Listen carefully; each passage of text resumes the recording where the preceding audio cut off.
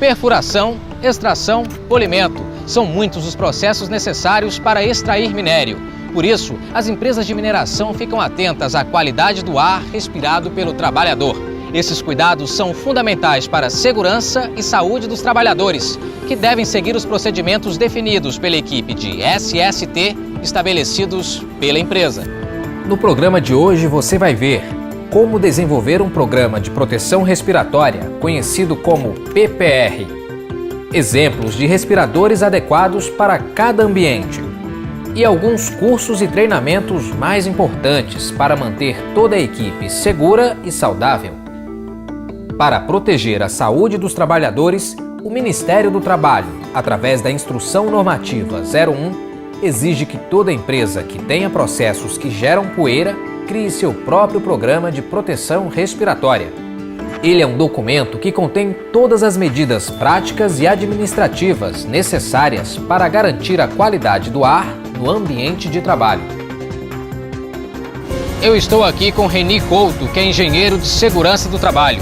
Reni, você pode falar um pouquinho sobre PPR? PPR é o Programa de Proteção Respiratória. Ele visa proteger a saúde e a segurança do trabalhador contra os riscos de gases, poeiras, fumos metálicos, entre outros.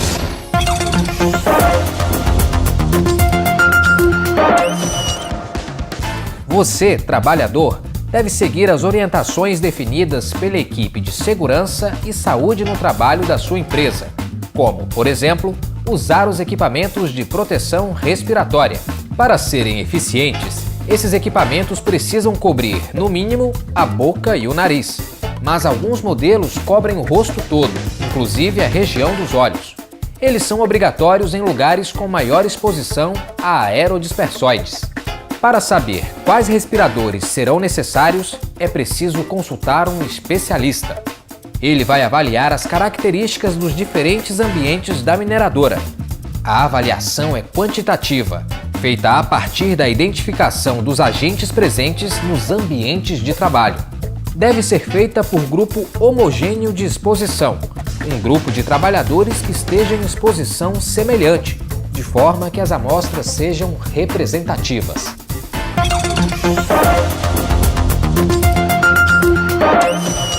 Reni, com esses dados em mãos, o trabalhador pode pegar seu equipamento de proteção respiratória e começar as atividades? Não, ele tem que passar pelos exames específicos previstos no PCMSO, exames pelo qual ficam arquivados num período de 30 anos, e nesse exame consta se ele vai ter algum problema ou não em que possa impedi-lo de ir para a atividade que tem o risco de poeiras, fumos metálicos, vapores orgânicos, entre outros. Além disso, todos os trabalhadores que utilizam máscaras e respiradores têm que passar por treinamento para entender como usar o equipamento da maneira correta. O treinamento deve ser ministrado por um especialista, sendo obrigatório registrar por escrito os nomes das pessoas que foram treinadas e as datas do treinamento. O curso deve ter um momento prático para que todos possam entender o funcionamento e a forma correta de colocar os respiradores. Os usuários dos equipamentos respiratórios aprendem a verificar a vedação do respirador imediatamente após a sua colocação sobre a face, antes mesmo de iniciar as atividades que requerem o seu uso. Os ensaios de vedação devem ser realizados com pressão positiva e pressão negativa. Eles variam de acordo com o equipamento. O ensaio com pressão negativa deve ser feito com os respiradores purificadores de ar ou de adução de ar, equipados com coberturas das vias respiratórias com contato facial. Para fazer o ensaio, feche completamente as aberturas de entrada de ar com a palma da mão, ou pela colocação de um selo na entrada do filtro químico ou mecânico, ou ainda bloqueando a mangueira. Em seguida, o trabalhador deve inalar suavemente e segurar a respiração.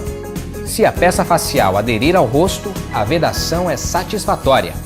Já o ensaio com pressão positiva deve ser feito em respiradores com cobertura das vias respiratórias com contato facial e que contenham válvula de inalação e de exalação.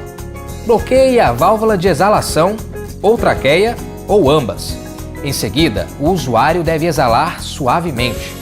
Se o trabalhador sentir ligeira pressão dentro do respirador e não conseguir detectar nenhuma fuga de ar na zona de vedação entre a peça facial e o rosto, é porque a vedação está correta.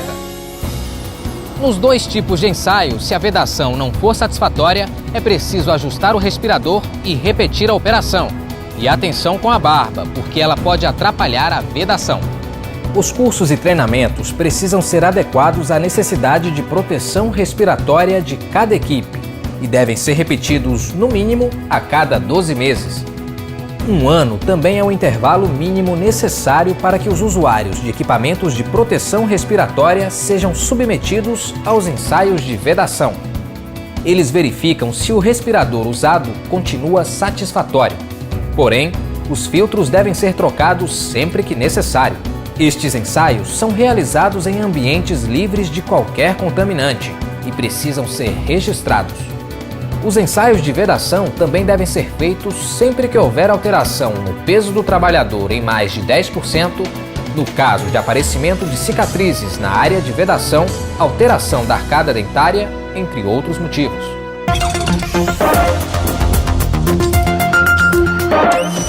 Se algum desconforto acontecer durante a realização de uma tarefa, o trabalhador deve receber permissão para deixar o local e ir para o departamento médico. A mesma permissão deve ser dada caso ele perceba algum mau funcionamento do respirador ou a penetração de ar contaminado no equipamento. Os equipamentos de proteção respiratória precisam ter orientações impressas na embalagem mostrando a finalidade a que se destina, o tipo de proteção oferecida ao usuário, as restrições de uso, a sua vida útil e orientações sobre como conservar e higienizar. E só devem ser usados os equipamentos testados que constarem na lista de fabricantes aprovados. Antes de entregar o respirador para o trabalhador, o responsável deve verificar se foi realizado o ensaio de vedação e depois verificar quais respiradores estão aprovados para ele. E é preciso trocar o filtro ou outros componentes sempre que necessário.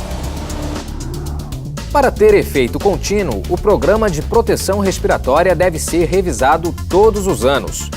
Cronogramas e objetivos alcançados devem ser avaliados para promover os ajustes necessários. Tudo isso precisa ser registrado em formulário para consultas posteriores. Lembre-se, o programa de proteção respiratória deve ficar disponível com a equipe administrativa e com os responsáveis de cada setor, que são capacitados a esclarecer quaisquer dúvidas com relação à sua aplicação.